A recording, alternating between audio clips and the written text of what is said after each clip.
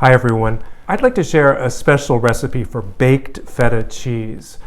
This involves a kind of transformation from a simple pantry item into something rather delicious and elegant. We just need a little help from our friends in the garden, namely some lavender flowers and a few bees. Come take a look.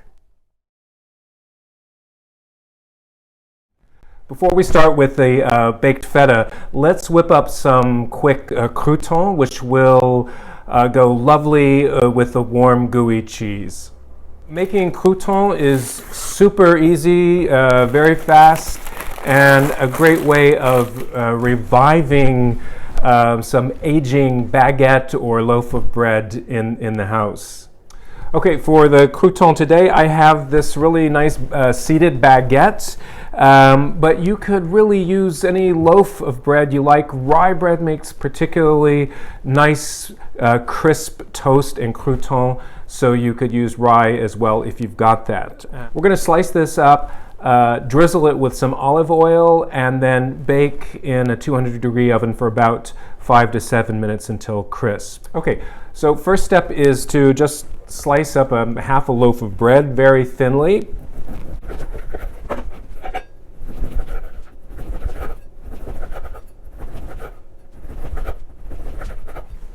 About like that.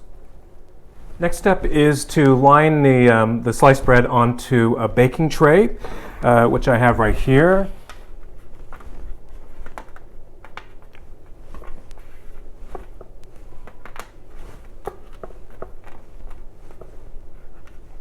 Next step is to drizzle with a bit of olive oil.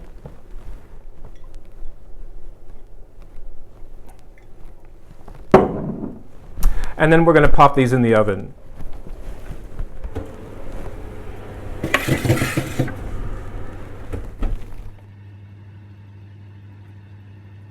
Okay, those have crisped up nicely in about 5 or 6 minutes. You want to keep an eye on those because they go from light brown to dark brown pretty quickly. But these look great. Now, to finish these off, I'm just going to pass a bit of garlic clove over them, and they're done. So I'm just going to cut this garlic clove in half, peel it, and then just scrape the garlic clove on one side of the crouton. Just pass it over lightly and stack them up.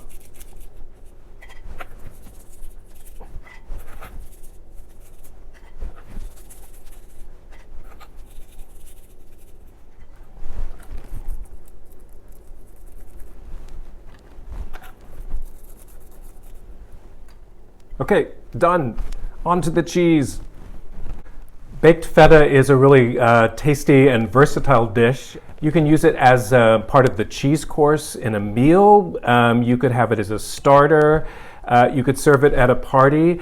And it makes a really lovely lunch paired with a salad. Our baked feta is going to be drizzled with honey and sprinkled with thyme leaves and lavender blossoms. Seasoned with a bit of salt and pepper, under the grill for about 5 or 10 minutes until golden, and it's ready to serve.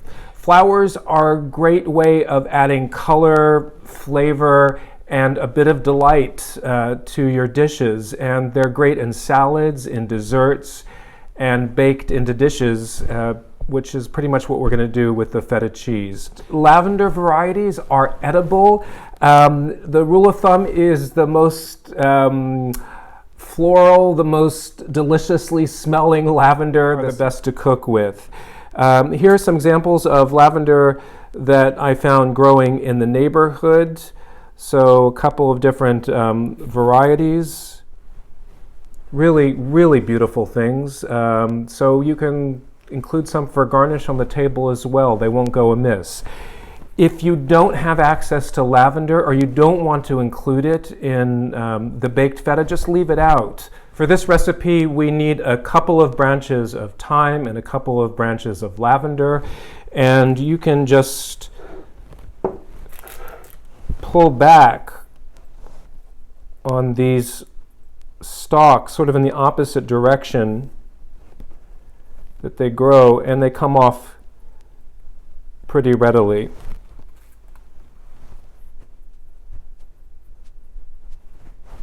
And same thing with the thyme. You can just pull back on the stem and the leaves come off pretty easily. If you get a few branches in there, that's fine. Keep them on. As long as they're tender, they'll be fine, and they'll look nice as well on the finished cheese. Next step is to find a good baking dish or pan that is the right size. And so what we want is the cheese to fit rather snugly into the pan. I've placed the feta cheese in a bit of kitchen paper just to absorb the extra water. And so I'm going to disrobe this cheese. There's my block of feta. Place it into the pan. Drizzle some honey onto the cheese.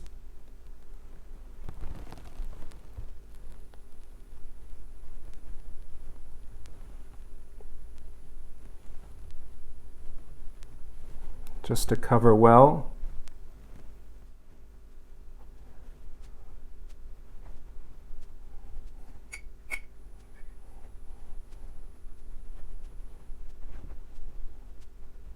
And that's about 4 tablespoons. Then sprinkle the fresh thyme and lavender leaves on top.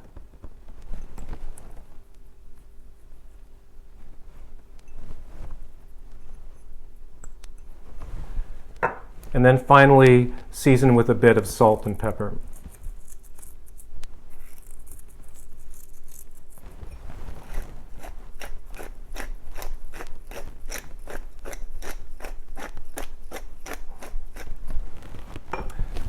And it's ready to go in the oven.